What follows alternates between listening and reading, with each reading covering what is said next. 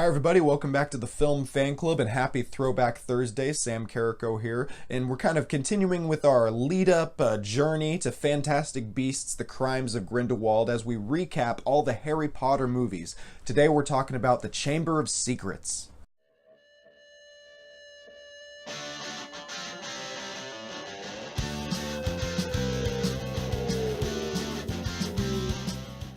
Whenever I was a kid, The Chamber of Secrets was my favorite Harry Potter movie, and I realize it's for the opposite reasons that I like the previous movie, Sorcerer's Stone.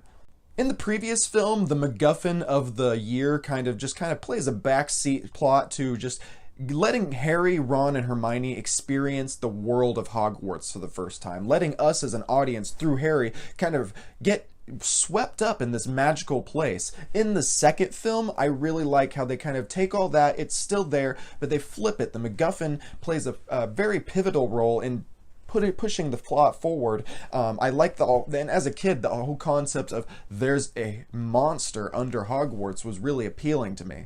When it comes to character development, we really kind of get a lot of more of the same, which it really kind of just, the plot itself sets it up for a Monster of the Week kind of feel. So other than little elements like Malfoy is now part of the opposite Quidditch team from Harry Potter, so we get a little bit more drama there. And let me tell you, man, the kid who plays Malfoy, he is just so over the top. And the inclusion of his father, I really don't kind of see what he brings to the table other than set up for the later movies. So there's some kind of stuff there that I'm supposed to be interested in, but I don't really find myself interested in, other than the fact that Malfoy brings some comedic relief every time he tries to outdo Harry Potter and utterly fails. Also, that new teacher that they introduce in this movie, the one who turns out to be a complete scumbag and then loses his memory at the very end, spoiler alert, he was hilarious. I really, especially in the climax, that whole scene, it's very funny. These whole movies, they just know how to be really funny, great for the whole family, might I add, because sometimes it's really easy to make, kind of kids swear and something like that, put them in situations and make them act like adults or something.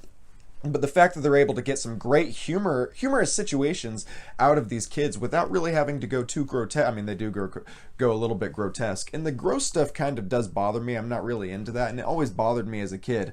But other times, whenever they're able to get away from that and just make situations just really funny, whether it be from Ron's reaction or the way that Hermione's obviously smarter than the both of them. It's just really, they do a good job too with the character-based humor. I do like, though, how this film adds to the overall mythology of Lord Voldemort, whereas in the last film it was just about kind of introducing us to the concept. Now we start to kind of get into the backstory of Thomas Marvolo Riddle, and man, he's so dramatic the way he basically spells it out for Harry there at the end, and I always thought that was a really cool effect. And speaking of the end, that freaking basilisk, man, they do such a good job of combining practical effects with special effects, other than like in the case of Dobby and stuff like that, which in the last movie, they had a lot of elves and stuff that looked like they were just people like Warwick Davis with makeup on. In this film, I would have appreciated if Dobby was maybe a person with makeup rather than a completely CGI character, but I digress. It's a minor quibble. Other than that, with the situation with the basilisk, it's just the combination of practical effects and special effects, for the most part, is used really well. If you were to ask me today, I would probably say that I like Sorcerer's Stone a little bit more so than this, because it's more character driven and it's more just, I really like getting swept up in the wonder, and it was just a really good first installment, and a lot of times the first installment is the best.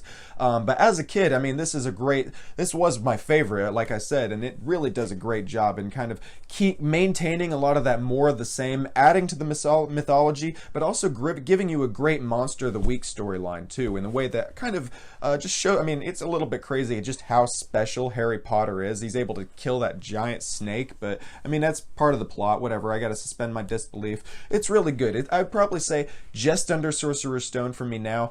8 out of 10. What do you guys think? What are your favorite moments from Harry Potter and the Chamber of Secrets? Let me know in the comments section below. I'll be doing another Harry Potter review probably next month, so make sure you subscribe to my YouTube channel for that. Thanks so much for checking this video out.